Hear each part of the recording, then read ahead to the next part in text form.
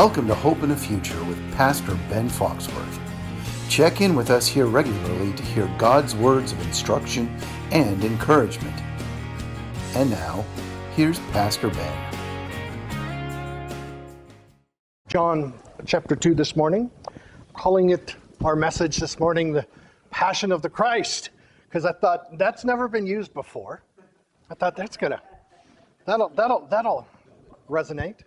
You know, when we think of the Passion of the Christ, we think of Mel Gibson's movie that details incredibly graphically the crucifixion of our Lord Jesus. And the Passion of the Christ is because this is what the Lord did. His passion for believers was that he gave his life. And so a lot of times when we think of the Passion of the Christ, we think of Passion Week. We do think of Jesus' death on the cross. But really, we see the beginnings of that same passion that Christ had when he went to the cross with this account that we're looking at today. So, Mel Gibson will not be involved in this message, but we're still going to have a good time with it.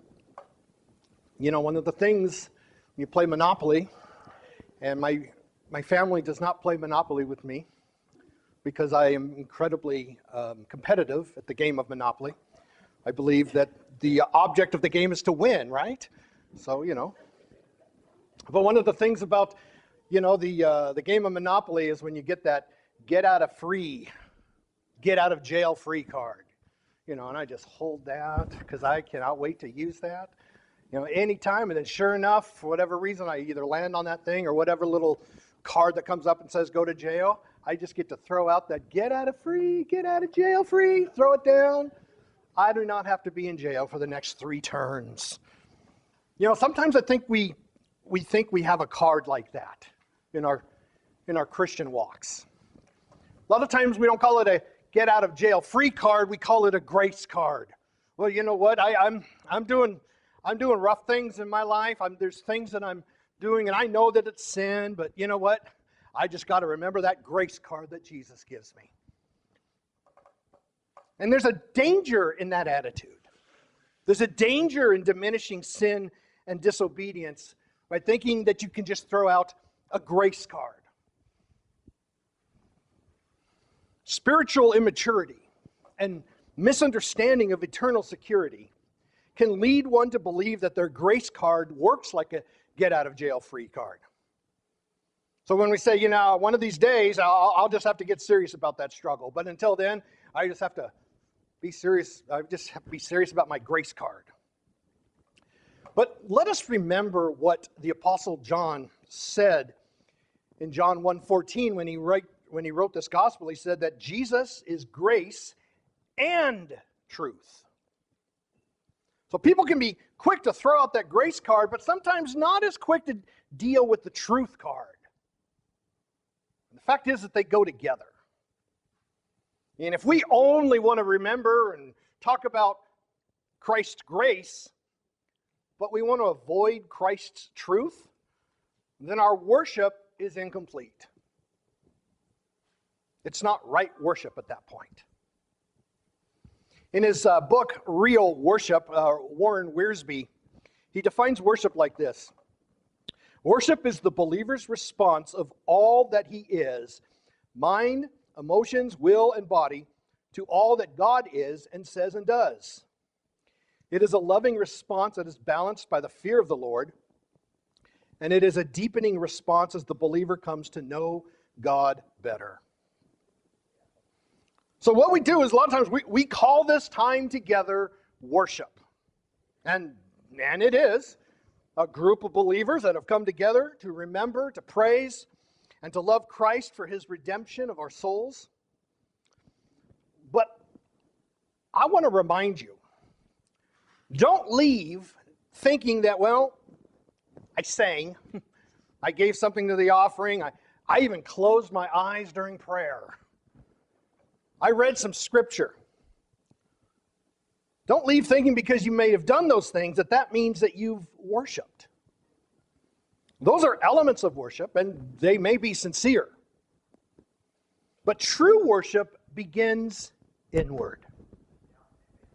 It begins within our hearts that Jesus has changed. And only within, really, can we truly worship with all of our hearts and our minds and our souls, as we've been told to. Our main purpose in this world is to worship the Lord. But even though we've been given grace, worship also involves what is true. Our worship is about our love for Christ. And the reason we have been given grace from Christ is because of his love. 1 John 4:19 says, "We love because he first loved us." And as Jesus has showed us how much he loved us by going to the cross and dying for our sin, that's the love of Christ. That's the passion of Christ. But I want us to talk about today's truth. If you're taking notes, here's today's truth. The response to Christ's passion is right worship. It's right worship. As we've talked about, as we've started this series through the Gospel of John, we've talked about how Matthew, Mark, and Luke's Gospels, they're biographies of a man who were revealed to be deity. This man was the Son of God. But John's Gospel is written a little different. It's written with the purpose of proving that the Son of God became man. And in the first couple of chapters, this is what we've seen. We've seen John's epic prologue about how Jesus was one with God, how he's always been one with God, and he became flesh so that those who believe could be children of God. We've seen these messages, the message that we've talked about a lot of come and see. In other words, inviting others to see for themselves who Jesus is. That we don't have to convince somebody, we just have to testify and invite. Go and tell. And that once we have heard and seen, to go out and invite others to come and see. In John chapter 2, John records Jesus' first sign that points to him being the Son of God. Jesus' first miracle that was pointed to his glory as the Son of God. And it was a soft start to a public ministry. Well, today's passage is pointing to his authority as the Son of God. And we'll see a shocking incident that ultimately displays Jesus' passion for those who believe and worship the Father. You know, just like so many times, I mean, there's so many examples in the Bible that we can say of this. This is one of them. Very misquoted and misunderstood account in the Bible is what we'll be reading about today. This account of Jesus clearing the temple has been used to justify a lot of things. 2 weeks ago, there was a group of protesters that attacked a church in Minnesota and disrupted the worship and had this big protest that traumatized kids.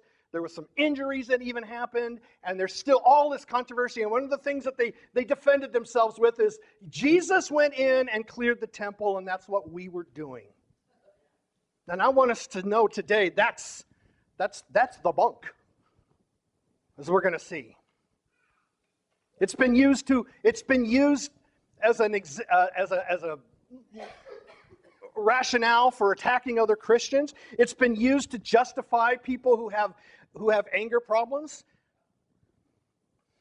But we're going to look at the issue, and we're going to look at the incident, and how the incident was really just the setup for Christ to reveal his identity. So let's begin with the first point here. That the first point is the issue. We're going to look at the first as the issue. And the issue is the desecration of worship. The desecration of worship. John chapter 2, verses 13 and 14. The Jewish Passover was near, and so Jesus went up to Jerusalem. In the temple, he found people selling oxen, sheep, and doves, and he also found the money changers sitting there. Now, I want us to be reminded, we talked a little bit about this last week, that to remember that John does not always write sequentially. In other words, he writes topically. John's establishing who Jesus is, and so a lot of people have wondered why this is at the beginning of John's gospel and the other three gospels have it at the end. Well, it was probably just one time because quite frankly, if he did do it just at the beginning of his ministry, he wouldn't have had to do it at the end of his ministry because they would have been aware of it. So this is probably just one time. John is making a point, and so sometimes he mixes the stories around a little bit based on the point that he's making. And it's not just a coincidence that Jesus just happens to be in Jerusalem at Passover time. While the other Gospels, they only record Jesus' time at the Passover for his last week, John details a few times that Jesus comes to Jerusalem for Passover. It's very important for us to get that, because Passover is an important part of Jesus' ministry. Let's remember what Passover is. It's the most important holiday and feast for the Jews. It commemorates God's deliverance of the Jews from the slavery of Egypt. In Exodus chapter 12, God gives Moses a rundown on how he was going to redeem the Israelites from Egypt. He says that every home was to have a spotless lamb for sacrifice. And after cleansing their homes of all leaven, the Israelites were to prepare to leave Egypt quickly.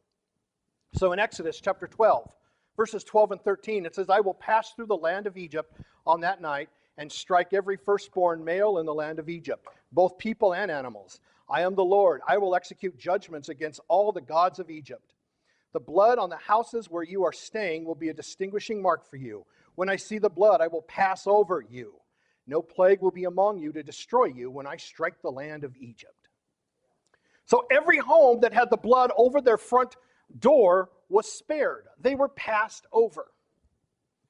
And then God commanded Moses and the Israelites to remember this day.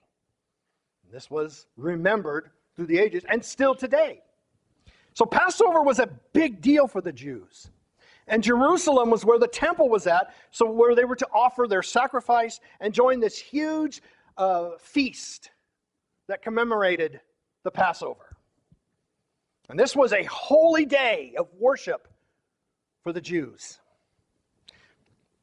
Now, Jewish law required that all men within 15 miles of Jerusalem were to come to the city for this big celebration. And so there were many Jews beyond that 15 miles that also came to Jerusalem.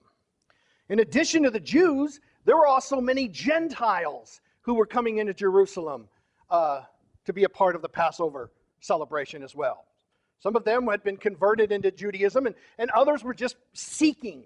They were seeking God. But Jerusalem had what the historians say is about an estimated 2.5 million visitors every year that would cram into the city for sacrifices. So what would happen is that religious leaders found ways to capitalize on all of the large number of people that were coming in. Jesus entered the temple courtyard, and he saw these things that bothered him greatly. A lot of times, and again, this is one of those things that people will try to point this story out as a political thing, that Jesus was against capitalism and he was more for socialist. That's not anything of what this account is about. What Jesus saw was the selling of sacrificial animals in the temple courtyard and the behavior of the money changers that were in charge of converting the currency. The temple system had been corrupted. Now here's how the temple system worked. So every Jew over the age of 19, they were required to pay a temple tax. And this tax, if you came into Jerusalem and you were going to pay this tax, it could only be paid in Galilean or sanctuary coins, shekels they were called. That was the only way that you could pay, because other currencies were considered unclean and they couldn't be used to pay God. So they had to take their money and they had to convert it into Galilean coins or the temple coins. Now the tax was a half shekel. And that was equivalent to almost 2 days of average wages for somebody. Now, so there was a currency exchange that was necessary.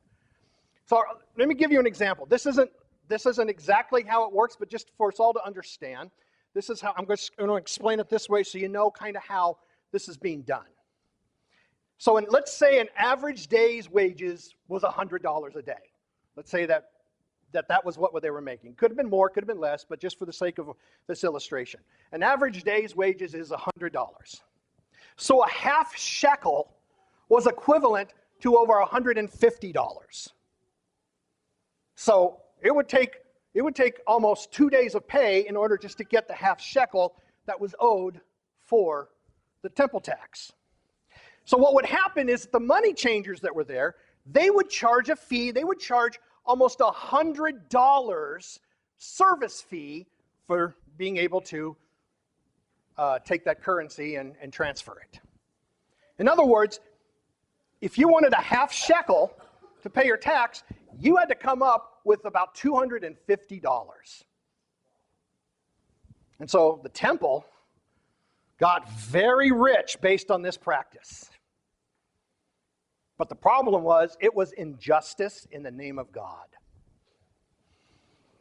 It wasn't the money that was the problem, it was the actions, it was the heart of these money changers that were doing this. And then, on top of that, there's the cost for the sacrificial animals that one might need. Remember, this isn't a tourist attraction. It's supposed to be a time of worship. So, all animals that were brought for sacrifice, they had to go in and get inspected before they could be approved for a sacrifice. And so if you're going to go and you bring in your animal, you are subjected to another fee, an inspection fee. And so with these temple inspectors, they would examine the sacrificial animals, and they had to be completely perfect and pure without any blemish. Well, guess what? They always found a blemish. It was pretty easy to find a blemish for them. And they always found a blemish, whether it was real, whether it was imagined, they found a blemish and say, yeah, this animal cannot be used for any sacrifice. So the temple then, but don't worry, because they have approved animals ready for sale. Now, a lot of times, because you're in the temple now, it's going to be 10 to 20 times more than what you would pay if you bought it outside of the temple. And so they'd say, okay, well, you know what? Even though your sheep, your oxen, they may be impure, look what we got over here. We got them here. It's going to be worth more. You're going to be paying for it. And so what they would do then is you went and bought one from the temple, and then they would take your blemished animal, and then they would put it over here and sell it to somebody else down the road. And this is what was happening. And these replacement animals, as I said, were very high priced. So you see that it talks about sheep and oxen and doves. Well, they found and reported they were charging up to the equivalent of $2,000 for just a pair of doves. Now, why that is so outrageous, why that is so egregious, is because the sacrifice of doves were for those who were in poverty and could not afford sheep or oxen. So you might be saying, well, hey, you just said 2.5 million people are coming in here. It's a supply and demand issue. I mean, think about it. When we all go to the fair, we all have to, I had to tell my daughter, you have a choice, college or the fair. You go to the fair, it's pricey. Everything's pricey. You know, you can't, if you're going to go in there and eat, if you're going to do anything, you're not getting out of there very cheaply. And so, so you think, okay, well, that's just how it is. That's just the cost of doing business, right? Well, this is, again, the temple system itself was not the problem. There needed to be currency exchange. There needed to be inspection of animals, and there needed to be an option for an animal if you couldn't have yours. But the issue is the corruption that was happening in the name of God. Because this was not the state fair. It was supposed to be the worship of God. And these Jerusalem temple leaders were practicing spiritual extortion as this worship was required and sinful if ignored. So in other words, you go and you find out that you're going to have to come up with all of this money to be able, you have to figure it out because it is required. It is required by God that you come to this time and commemorate the Passover and be a part of this feast and offer sacrifice for the sin, for yours and your family's sin. And if you can't do that, oh gosh, it's too bad you can't find the money to be made right with God. And this is what Jesus saw. And that leads to the incident. And the incident is cleansing the temple. Verses 15 through 17. After making a whip out of cords, he drove everyone out of the temple with their sheep and oxen. He also poured out the money changers' coins and overturned the tables. He told those who were selling doves, "Get these things out of here. Stop turning my Father's house into a marketplace." And his disciples remembered that it is written, "Zeal for your house will consume me." So Jesus sees everything. And he has righteous anger. Let's remember, we've talked about this a few times. Anger in itself is not sin. The Bible tells us, in your anger, do not sin. Anger is going to be something that we experience. Now, there's some philosophies out there that try to tell you, you know what, you will find true happiness if you're able to figure out how to get rid of these emotions. But the fact is that God gave us emotions for a reason, and they're to help us to understand what it is that we're going through. So Jesus got angry. But I want us to remember something. He didn't lose his temper. He knew in his anger that a sternly worded request would not be enough. Jesus knew that force was needed in this situation. And he responded logically in his anger. Because here's what Jesus saw in that temple, that the religious leaders had allowed the desecration of worship with all the corruption. They were preventing people from worshiping. And that's why, again, I want to go back to what happened 2 weeks ago when they say that. You know, we were just trying to run the moneylenders out of the temple. What they said 2 weeks ago. No, the fact is that they stopped people from worshiping. And that's what made Jesus so angry. Not because they were doing what they needed to do to keep the system going, but they were doing this in a corrupt way. They were stopping people from worshiping. And another thing that Jesus saw, that we get it from Mark's gospel, in Mark's account.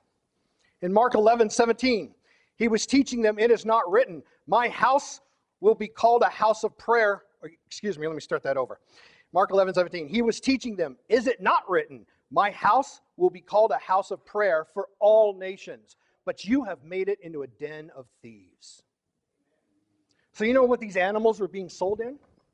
They were being sold in a place, and I wish I would have thought about it. I would have had a little schematic up there. They were worshiping in a place that was called the Court of the Gentiles. This is where they had all the animals. The Court of the Gentiles, because the Gentiles couldn't go into the court where the Jews were worshiping. They had their own area to worship. And so this is the area that they're using. So guess what?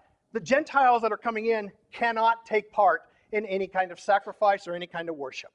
They are being pushed out by all of this corruption. This was the place where converted Gentiles and where people that were seeking God were to be worshiping.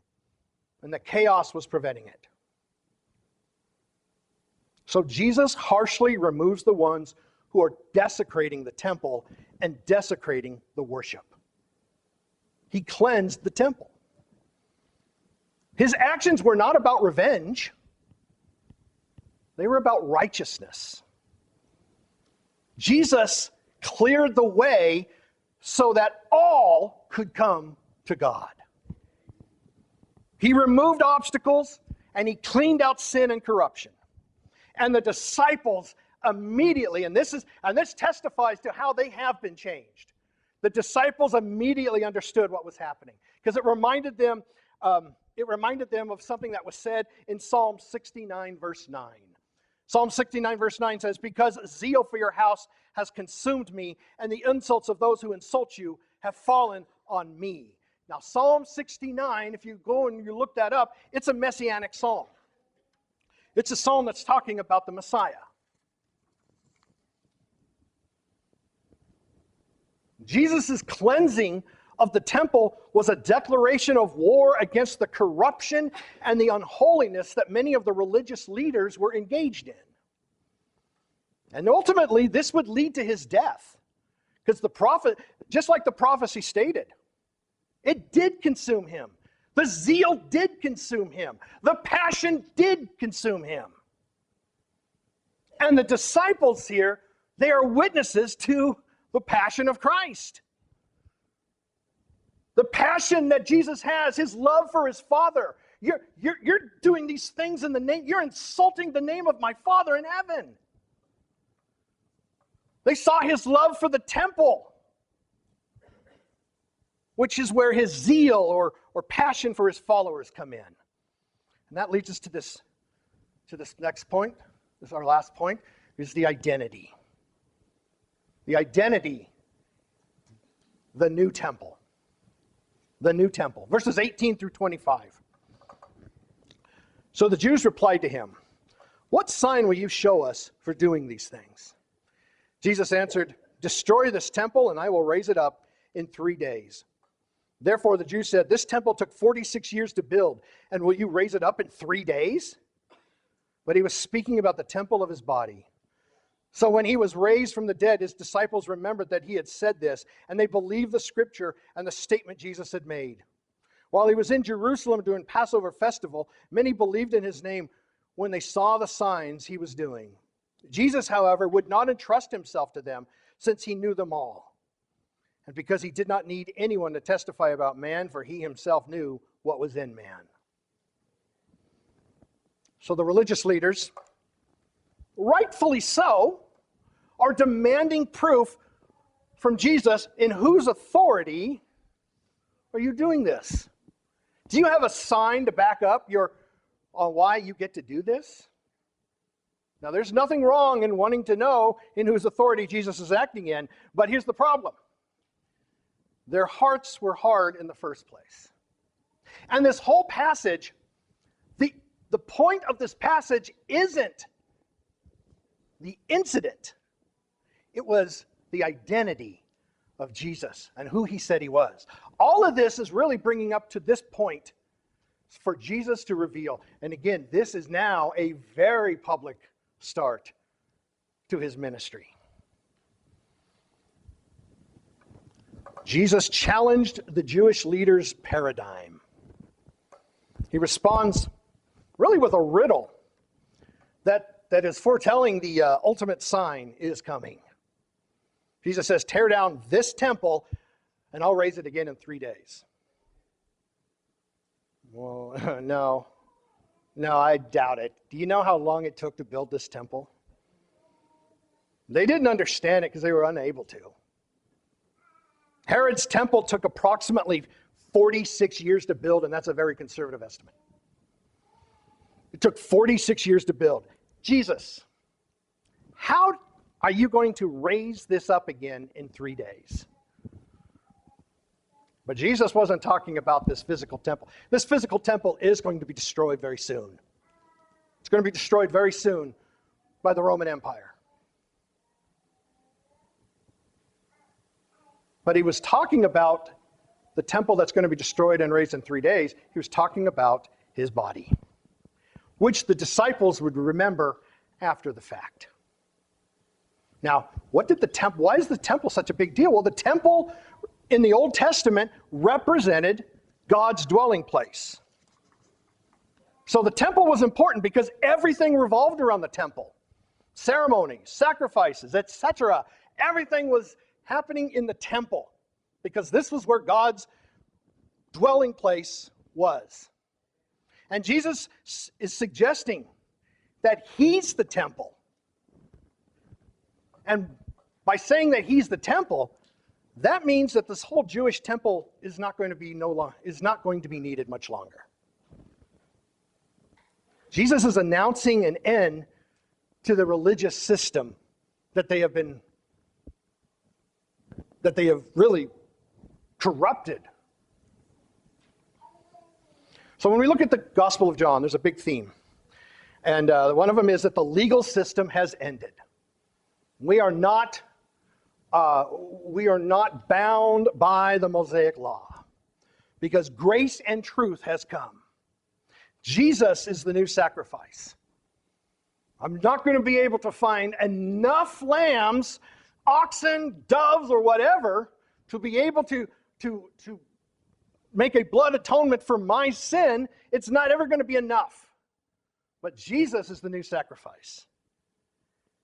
And now what's going to happen is that worship is going to come not at a physical temple, but from within. And the Jews are wanting a sign.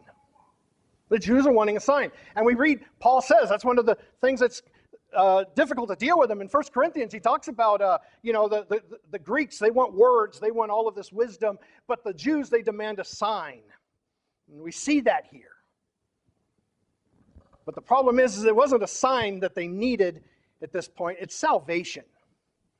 And what they wanted to see was not what they needed to believe.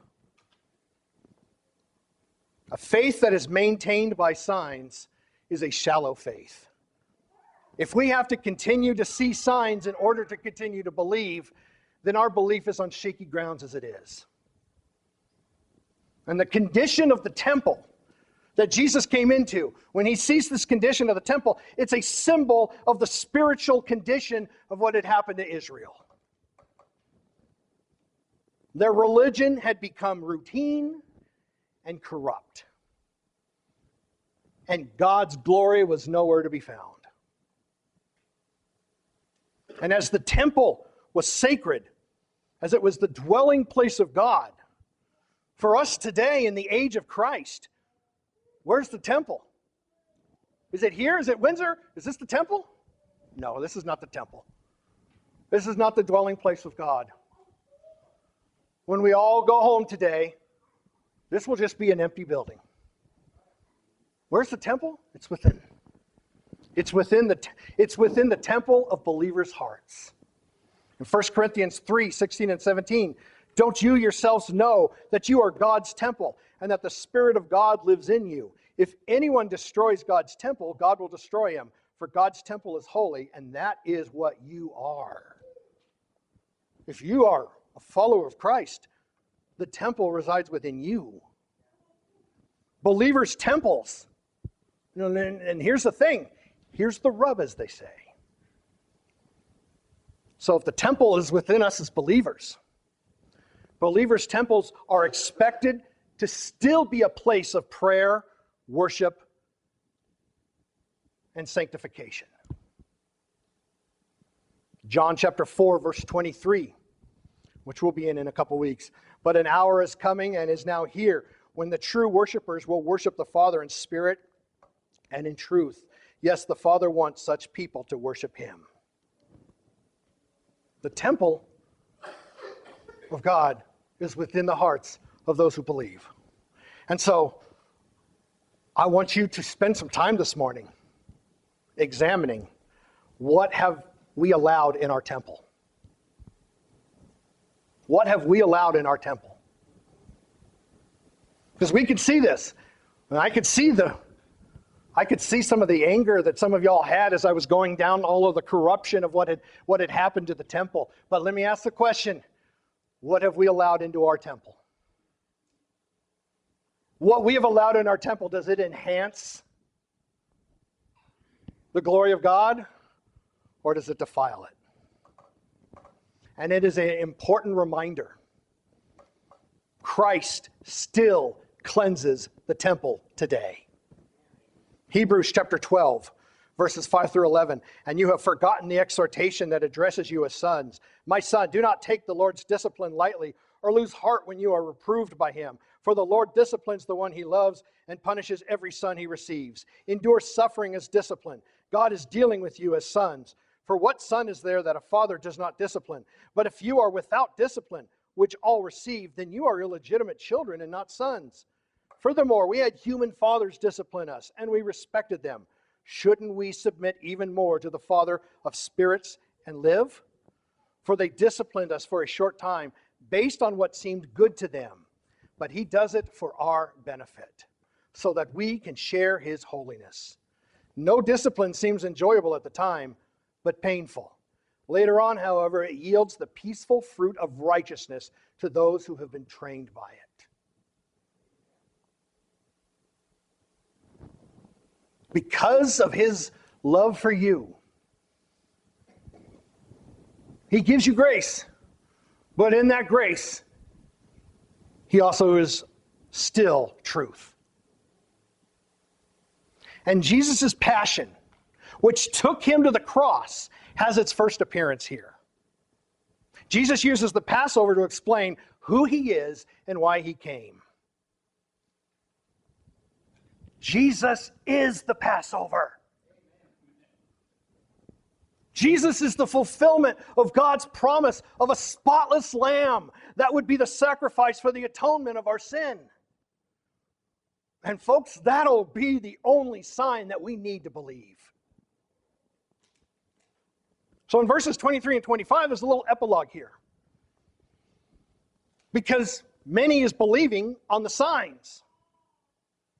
And that's why Jesus doesn't entrust himself to the people, because he knew humanity's fickle nature. We talked about this last week. When Jesus turns this water into wine, what an incredible thing. And it was just a few people witnessed it. It was the disciples, Mary, and the servants. Not anybody in the wedding knew what was going on. And the reason that was happening is because, as we see later in John chapter 6, when Jesus performs another big sign, and that is where he feeds over 6,000 people, and they're like, yes, I believe this is it. This is the Messiah. He gave us some grub. I can't wait. This was awful. This is so wonderful. This is so awesome. Next morning, oh, I can't wait to see what kind of grub he's going to give us today. Come follow me. Eat of my flesh. Oh, that's not the sign I was hoping for. Jesus knew this.